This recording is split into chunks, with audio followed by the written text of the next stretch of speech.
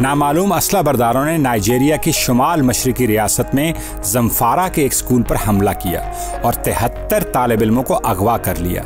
Police के बयान के मुताबिक हमलावर बुध के रोज मकामी वक्त 11:22 पर काया नामी गांव के गवर्नमेंट डे सेकेंडरी स्कूल में दाखिल हुए।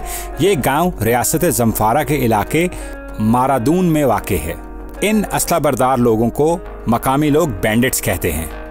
वाज़ेह रहे कि ये असला बरदार दिसंबर 2020 से अब तक दर्जनों हमलों में 1000 से ज़ायद स्कूल और कॉलेज के तलबा को अगवा कर चुके हैं और बच्चों की रिहाई के लिए वालिदैन से भारी तावान वसूल किया जाता है। कुछ बच्चों को मकामी अफसरान से मुज़ाकरात के बाद छोड़ दिया जाता है, जबकि बेशतर को ये कत्ल कर देते हैं या बच्चे हलाक हो जाते हैं।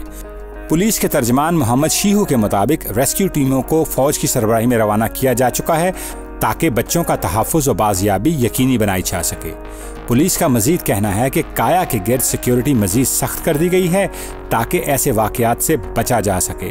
काया में 23,000 लोग रहाइश पजीर हैं। जमफारा शुमाल मशरकी नाइजीरिया की चौथी रियासत है जहाँ अमन व अमान की सूरत हाल को बेहतर बनाने के लिए मुनासिब इक़दाम किए जा रहे हैं। शुमाली नाइजीरिया में 90 तालिब इल्मों को 3 माह की कैद के बाद जुमे को रिहा किया गया।